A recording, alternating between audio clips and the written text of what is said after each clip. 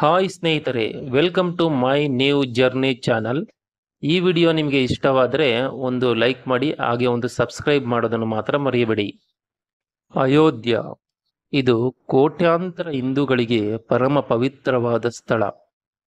ಭಾರತೀಯರ ಪರಂಪರೆ, ಇತಿಹಾಸವನ್ನು ಜಗತ್ತಿಗೆ ಸಾರುತ್ತಿರುವ ಮಹೋನ್ನತವಾದ ಸ್ಥಳ. ಅಯೋಧ್ಯೆ ಮಾನವ ಸಂಬಂಧಕ್ಕೆ, ಕುಟುಂಬ ಜೀವನಕ್ಕೆ, ಗುರು ಶಿಷ್ಯರ ಬಂಧಕ್ಕೆ, ಪತಿ ಪತ್ನಿಯ ಅನುಬಂಧಕ್ಕೆ ಸ್ಫೂರ್ತಿಯಾದ ಸ್ಥಳ. ರಾಮಾಯಣ ಮಹಾಕಾವ್ಯದ ದಿವ್ಯ ಕ್ಷೇತ್ರ. ಪ್ರಭು ಶ್ರೀರಾಮಚಂದ್ರರು ಜನಿಸಿದ ಪುಣ್ಯ ಸ್ಥಳ. ಅಯೋಧ್ಯ ಬೆಂಗಳೂರಿನಿಂದ 1900 ಕಿಲೋಮೀಟರ್, ಕಾಶಿಯಿಂದ 220 ಕಿಲೋಮೀಟರ್, ಪ್ರಯಾಗ್ರಾಜ್ನಿಂದ 164 ಕಿಲೋಮೀಟರ್ ದೂರದಲ್ಲಿ ಇದೆ. ನಾವು ಮೊದಲು ನಮ್ಮ ಕರ್ನಾಟಕದಿಂದ ಚಿತ್ರಕೂಟ್ಗೆ ಭೇಟಿಯನ್ನು ನೀಡಿ, ಅಲ್ಲಿ ಪ್ರಭು ಶ್ರೀರಾಮಚಂದ್ರರು ಹಾಗೂ ಸೀತಾಮಾತೆಯು ತಮ್ಮ ವನವಾಸದ ಸಂದರ್ಭದಲ್ಲಿ 11.5 ವರ್ಷಗಳ ಕಾಲ ನೆಲೆಸಿದ್ದ ಚಿತ್ರಕೂಟ್ ದರ್ಶನವನ್ನು ಮಾಡಿ, ಅಲ್ಲಿಂದ ಪ್ರಯಾಗ್ರಾಜಿಗೆ ಬಂದು ಪ್ರಯಾಗ್ರಾಜಿನಿಂದ ಅಯೋಧ್ಯೆಗೆ ಬಸ್ಸಿನಲ್ಲಿ ಹೋಗುತ್ತಿದ್ದೇವೆ. ಚಿತ್ರಕೂಟ್ ದರ್ಶನದ ವಿಡಿಯೋ ನಮ್ಮ ಚಾನೆಲ್ನಲ್ಲಿ ಇದೆ, ಅದನ್ನು ಕೂಡ ನೀವು ನೋಡಬಹುದು. ಪ್ರಯಾಗ್ರಾಜ್ನಲ್ಲಿ 2 ಬಸ್ ಸ್ಟ್ಯಾಂಡ್ಗಳಿವೆ. ಒಂದು 0 ರೋಡ್ ಬಸ್ ಸ್ಟ್ಯಾಂಡ್, ಇನ್ನೊಂದು civil line bus stand. Ayodhya ಮತ್ತು ಕಾಶಿಗೆ ಹೋಗುವ ಬಸ್ಸುಗಳು ನಮಗೆ ಸಿವಿಲ್ ಲೈನ್ ಬಸ್ ಸ್ಟ್ಯಾಂಡಿನಲ್ಲಿ ಸಿಗುತ್ತದೆ. ಬಸ್ ಸ್ಟ್ಯಾಂಡ್ನ ಬಳಿ ಬೆಳಗ್ಗೆ ತಿಂಡಿಯನ್ನು ಮಾಡಿದೆವು. ಇದಕ್ಕೆ 40 ರೂಪಾಯಿ ಚಾರ್ಜ್ ಮಾಡಿದ್ರು. ಪ್ರಯಾಗ್ರಾಜ್ನಿಂದ ಅಯೋಧ್ಯೆಗೆ ಬಸ್ ಚಾರ್ಜ್ 272 ರೂಪಾಯಿಗಳು. ಜರ್ನಿ ಟೈಮ್ 4 ಗಂಟೆ. ಸಿವಿಲ್ ಲೈನ್ ಬಸ್ ಸ್ಟ್ಯಾಂಡ್ನಲ್ಲಿ ಕಾಶಿ ಮತ್ತು ಅಯೋಧ್ಯೆಗೆ ಹೋಗುವ ಬಸ್ಸುಗಳು ನಮಗೆ ರೆಗ್ಯುಲರ್ ಆಗಿ ಅವೈಲಬಲ್ ಇರುತ್ತದೆ. ಬಸ್ಗಳನ್ನು ಅಯೋಧ್ಯೆಯಲ್ಲಿ ಈ ಸ್ಥಳದಲ್ಲಿ ನಿಲ್ಲಿಸುತ್ತಾರೆ. ಇಲ್ಲಿಂದ ದೇವಾಲಯವು 2.5 ಕಿಲೋಮೀಟರ್ ದೂರದಲ್ಲಿ ಇದೆ. ನೀವು ಅಯೋಧ್ಯೆಯಲ್ಲಿ ರೂಮ್ ಬುಕ್ ಮಾಡುವುದಾದರೆ ಆದಷ್ಟು ದೇವಾಲಯದ ಬಳಿ ರೂಮ್ ಬುಕ್ ಮಾಡಲು ಟ್ರೈ ಮಾಡಿ. ಅಯೋಧ್ಯೆಯಲ್ಲಿ ಪ್ರಸ್ತುತ ಯಾತ್ರಿಕರಿಗೆ ಸರಿಯಾದ ಹೋಟೆಲ್ಗಳು ಇಲ್ಲ. ಅನೇಕ ಹೋಟೆಲ್ಗಳು ಇನ್ನೂ ಕನ್ಸ್ಟ್ರಕ್ಷನ್ ಅಲ್ಲಿ ಇವೆ. ಬಸ್ ಸ್ಟಾಪ್ನಿಂದ ದೇವಾಲಯದ ಬಳಿ ಹೋಗಲು ಎಲೆಕ್ಟ್ರಿಕ್ ಆಟೋದಲ್ಲಿ ಪರ್ ಪರ್ಸನ್ಗೆ 20 ರೂಪೀಸ್ ಚಾರ್ಜ್ ಮಾಡಿದರು.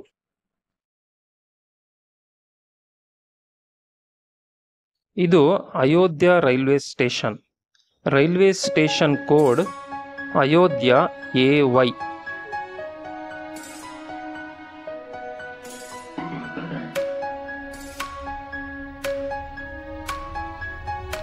ರೈಲ್ವೆ ಸ್ಟೇಷನ್ನಿಂದ ಹೊರಗಡೆ ಬಂದು ನಾವು ಈ ಮಾರ್ಗದಲ್ಲಿ ಮುಂದೆ ಸಾಗಿದರೆ ಬಂದಂತಹ ಭಕ್ತಾದಿಗಳು ಉಳಿದುಕೊಳ್ಳಲು ದೇವಸ್ಥಾನ ಮಂಡಳಿಯವರು ಶೆಡ್ಗಳನ್ನು ನಿರ್ಮಾಣ ಮಾಡಿದ್ದಾರೆ. ನಾವು ಬಂದಾಗ ರಿಪೇರಿ ವರ್ಕ್ ನಡೆಯುತ್ತಿದ್ದ ಕಾರಣ ಶೆಡ್ ಕ್ಲೋಸ್ ಆಗಿ. ಈ ರೈಲ್ವೆ ಸ್ಟೇಷನ್ ಬಳಿಯೂ ಕೂಡ ಅನೇಕ ಧರ್ಮಶಾಲೆಗಳು, ಹೋಮ್ ಸ್ಟೇಗಳು ಇವೆ. ಆದರೆ ಇಲ್ಲಿಂದ ದೇವಾಲಯಕ್ಕೆ ಓಡಾಡಲು ಸ್ವಲ್ಪ ದೂರವಾಗುತ್ತದೆ. ಆದ್ದರಿಂದ ತಾವುಗಳು ದೇವಾಲಯದ ಬಳಿ ರೂಮ್ಗಳನ್ನು ಬುಕ್ ಮಾಡಿದರೆ ಉತ್ತಮ. ಅಂದಹಾಗೆ ಧರ್ಮಶಾಲೆಗಳು ಎಂದರೆ ಅಲ್ಲಿ ರೂಮ್ಗಳು ಉಚಿತವಲ್ಲ, ಅಲ್ಲೂ ಕೂಡ ಹಣವನ್ನು ಪಾವತಿಸಬೇಕು.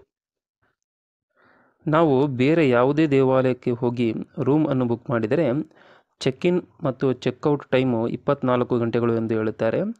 ಆದರೆ ಇಲ್ಲಿ ಅಯೋಧ್ಯೆಯಲ್ಲಿ 12 ಗಂಟೆ ಎಂದು ಹೇಳುತ್ತಾರೆ. ಆದ್ದರಿಂದ ತಾವುಗಳು ರೂಮ್ ಬುಕ್ ಮಾಡುವ ಮೊದಲು ವಿಚಾರಿಸಿ ರೂಮ್ ಬುಕ್ ಮಾಡಿ.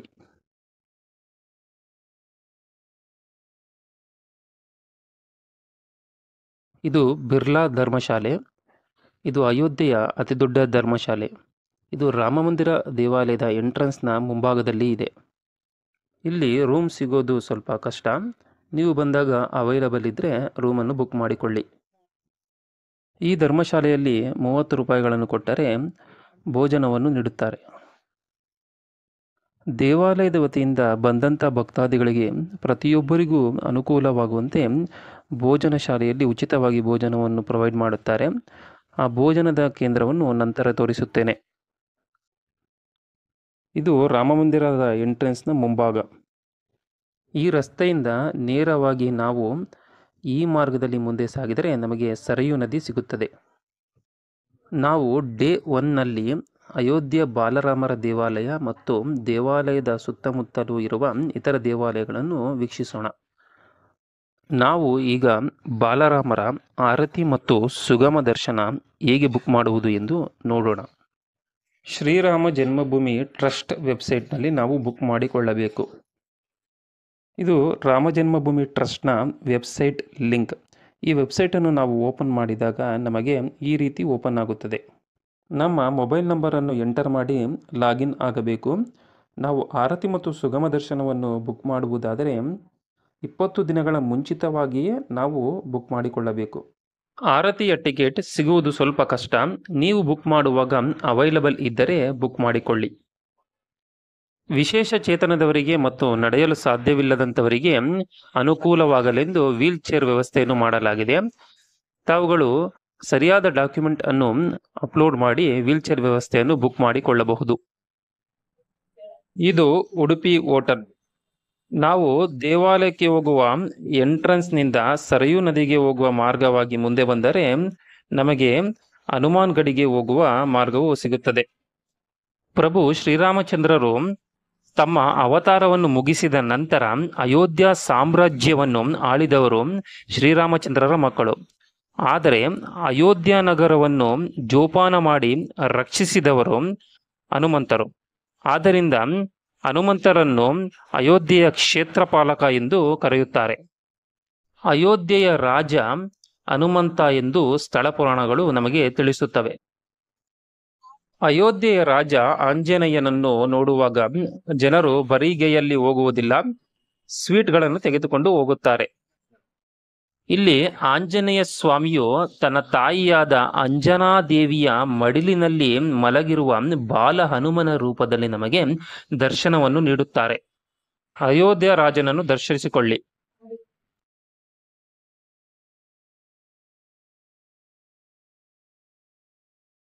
ಇದು ಅಯೋಧ್ಯ ಬಾಲರಾಮರ ದೇವಾಲಯಕ್ಕೆ ಹೋಗುವ ಮಾರ್ಗದ ಎಂಟ್ರೆನ್ಸ್ನ ಕಾರಿಡಾರ್.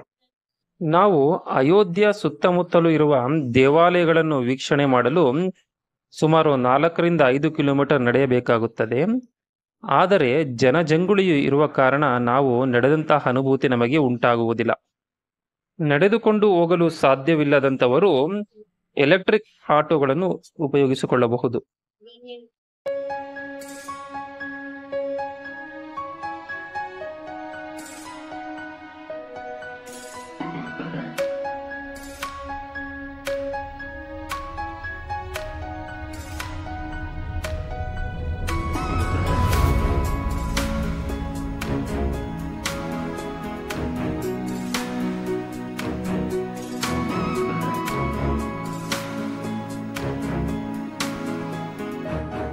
ಇದು ಸುಗ್ರೀವರ ದೇವಾಲಯ.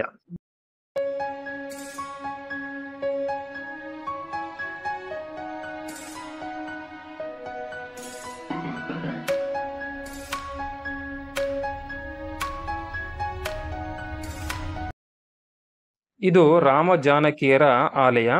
ನಾವು ಬಾಲರಾಮರ ದರ್ಶನವನ್ನು ಮುಗಿಸಿಕೊಂಡು ಬರುವಾಗ ಈ ದೇವಾಲಯಗಳಿಗೆ ಭೇಟಿಯನ್ನು ನೀಡೋಣ.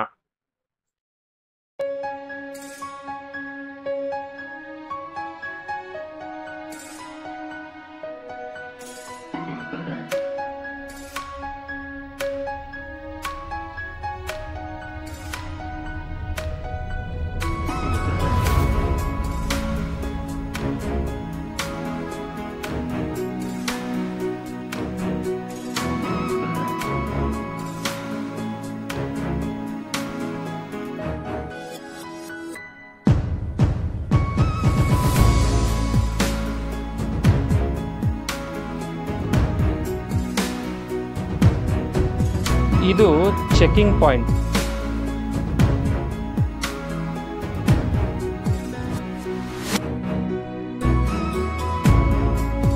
ನಾವು ಚೆಕಿಂಗ್ ಪಾಯಿಂಟ್ನಿಂದ ಮುಂದೆ ಬಂದರೆ ನಮಗೆ ಉಚಿತವಾದ ಚಪ್ಪಲಿ ಸ್ಟ್ಯಾಂಡ್ ಮತ್ತು ಲಗೇಜ್ ಕೌಂಟರ್ನ ವ್ಯವಸ್ಥೆ ಇರುತ್ತದೆ. ಇದು ಚಪ್ಪಲಿ ಸ್ಟ್ಯಾಂಡ್.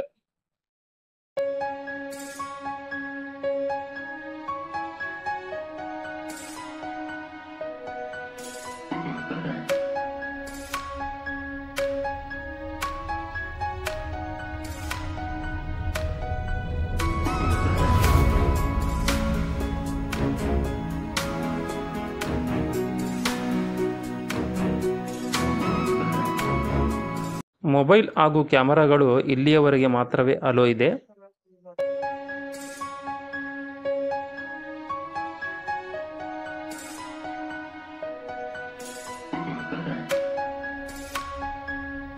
ಇದು ಉಚಿತ ಮೊಬೈಲ್ ಲಾಕರ್ ಕೌಂಟರ್ಗಳು. ಅಯೋಧ್ಯ ಬಾಲರಾಮರನ್ನು ದರ್ಶಿಸಿಕೊಳ್ಳಿ. ಇದು ರಾಮ ಜಾನಕಿಯರ ಆಲಯ. ನಾವು ಬಾಲರಾಮರನ್ನು ದರ್ಶನ ಮಾಡಿಕೊಂಡು ಈ ಮಾರ್ಗವಾಗಿ ಬಂದರೆ ನಮಗೆ ಈ ಆಲಯವು ಸಿಗುತ್ತದೆ. ರಾಮ ಜಾನಕಿ ಆಲಯವನ್ನು ದರ್ಶನ ಮಾಡಿಕೊಂಡು ಸ್ವಲ್ಪ ಮುಂದೆ ಬಂದರೆ ನಮಗೆ ಸುಗ್ರೀವರ ಆಲಯ ಸಿಗುತ್ತದೆ. ಇದು ಸುಗ್ರೀವರ ಆಲಯ. ಈ ದೇವಾಲಯವನ್ನು ನಮ್ಮ ದಕ್ಷಿಣ ಭಾರತದ ಶೈಲಿಯಲ್ಲಿ ನಿರ್ಮಾಣ ಮಾಡಿದ್ದಾರೆ.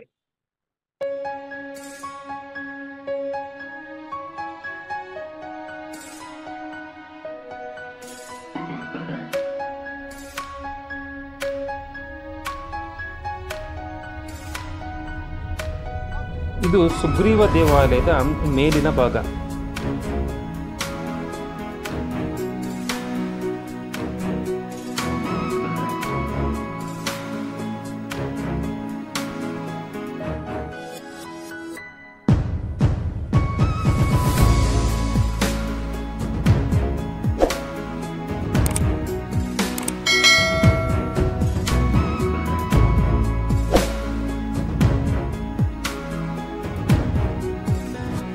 ನಾವು ರಾಮ ಮಂದಿರಕ್ಕೆ ಹೋಗುವ ಎಂಟ್ರೆನ್ಸ್ ನಿಂದ ಮುಂದೆ ಬಂದರೆ ನಮಗೆ ಚೆಕಿಂಗ್ ಪಾಯಿಂಟ್ ಸಿಗುತ್ತದೆ.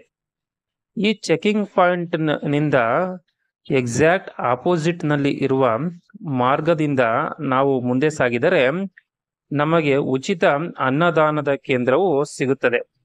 ನಾವು ಈ ಮಾರ್ಗದಿಂದ ಮುಂದೆ ಸಾಗಬೇಕು.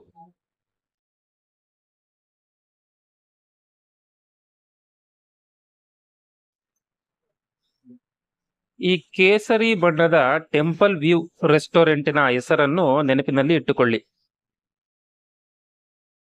ಈ ಭೋಜನ ಶಾಲೆಯ ಟೈಮಿಂಗ್ಸ್ ಬೆಳಗ್ಗೆ 11ರಿಂದ ಮಧ್ಯಾಹ್ನ 3ರವರೆಗೆ ಮತ್ತು ರಾತ್ರಿ 7:30ರಿಂದ 9:30ರವರೆಗೆ. ಈ ರೀತಿಯ ಕಾರ್ಡ್ ಕೊಡುತ್ತಾರೆ. ಇದರಲ್ಲಿ ನಮ್ಮ ಹೆಸರು, ಮೊಬೈಲ್ ನಂಬರ್ ಮತ್ತು ಆಧಾರ್ ನಂಬರ್ ಅನ್ನು ಎಂಟರ್ ಮಾಡಬೇಕು. ಈ ಉಚಿತ ಭೋಜನ ಶಾಲೆಯ ಹೆಸರು ಅಮಾವ ರಾಮ್ ಮಂದಿರ್.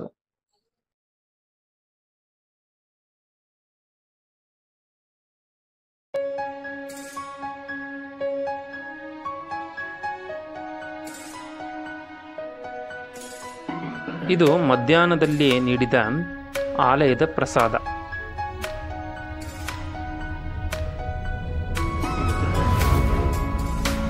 ಇದು ರಾತ್ರಿಯ ಪ್ರಸಾದ. ರಾತ್ರಿಯಲ್ಲಿ ಅಯೋಧ್ಯ ನಗರವು ನಮಗೆ ವೈಕುಂಠವೇ ಧರೆಗಿಳಿದಂತೆ ಗೋಚರಿಸುತ್ತದೆ. ಹನುಮಾನ್ ಗಡಿಯ ಬಲಗಡೆಯಲ್ಲಿರುವ ಈ ಮಾರ್ಗದಲ್ಲಿ ನಾವು ಮುಂದೆ ಸಾಗಿದರೆ ನಮಗೆ ದಶರಥ ಭವನವು ಸಿಗುತ್ತದೆ. ಇದು ದಶರಥ ಮಹಾರಾಜರ ಭವನ. ಬಾಲ್ಯದಲ್ಲಿ ಶ್ರೀರಾಮಚಂದ್ರರು ತಮ್ಮ ಸೋದರರ ಸಮೇತ ಈ ಸ್ಥಳದಲ್ಲಿ ಇದ್ದರಂತೆ. ನಮಗೆ ಇಲ್ಲಿ ಕಾಣುತ್ತಿರುವ ಭವನವು ಹೊಸದಾಗಿ ನಿರ್ಮಾಣ ಮಾಡಿರುವ ಭವನ.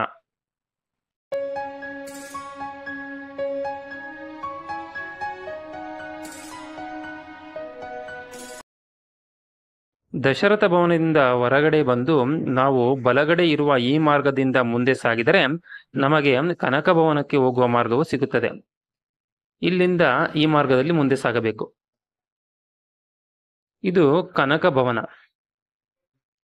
ಕನಕ ಭವನ ಎಂದರೆ ಬಂಗಾರದ ಭವನ ಎಂದು ಅರ್ಥ. ಇದನ್ನು ಕೈಕೈ ಭವನ ಎಂದು ಕೂಡ ಕರೆಯುತ್ತಾರೆ. ಈ ಭವನವನ್ನು ಕೈಕೇಯಿಯು ಸೀತಾರಾಮರಿಗೆ ವಿವಾಹವಾದ ನಂತರ ನೀಡಿದ್ದರಂತೆ. ನಾವು ನೋಡುತ್ತಿರುವುದು ಇದು ಹೊಸದಾಗಿ ನಿರ್ಮಾಣ ಮಾಡಿರುವ ಭವನ. ಹಳೆಯ ಭವನವು ಇದ್ದಂತಹ ಸ್ಥಳವಿದು.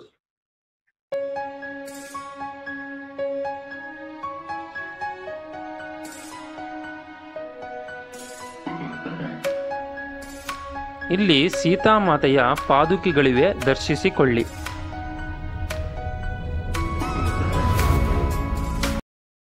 ಇದು ಚೋಟಿ ದೇವ್ಕಾಲಿ ದೇವಾಲಯ. ನಾವು ರಾಮ ಮಂದಿರದಿಂದ ಸರಯೂ ನದಿಗೆ ಹೋಗುವ ಮಾರ್ಗದಲ್ಲಿ ಬಂದರೆ ನಮಗೆ ಈ ಚೋಟಿ ದೇವ್ಕಾಲಿ ಆಲಯವು ಸಿಗುತ್ತದೆ. ಸೀತಾದೇವಿಯು ತನ್ನ ವಿವಾಹವಾದ ನಂತರ ತಾನು ಪೂಜಿಸುತ್ತಿದ್ದ ಗಿರಿಜಾದೇವಿಯ ವಿಗ್ರಹವನ್ನು ತೆಗೆದುಕೊಂಡು ಬಂದು ಇಲ್ಲಿ ಪ್ರತಿಷ್ಠಾಪಿಸಿದ್ದರಂತೆ. ನಾವು ಚೋಟಿ ದೇವ್ಕಾಲಿ ಆಲಯದಿಂದ ಸರಯೂ ನದಿಗೆ ಹೋಗುವ ಮಾರ್ಗವಾಗಿ ಮುಂದೆ ಬಂದರೆ ನಮಗೆ ತುಳಸಿ ಉದ್ಯಾನವನ ಸಿಗುತ್ತದೆ.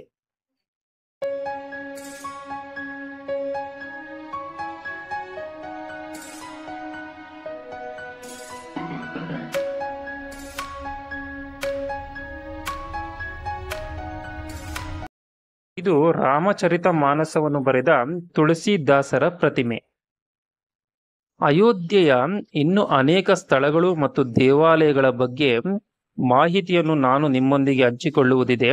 ಈ ವಿಡಿಯೋವು ಲೆಂತಿಯಾಗುವುದು ಎಂದು ಹೇಳಿ ನಾನು ಪಾರ್ಟ್ 2 ವಿಡಿಯೋವನ್ನು ಮಾಡಿದ್ದೇನೆ, ಅದನ್ನು ಕೂಡ ನೀವು ನೋಡಬಹುದು.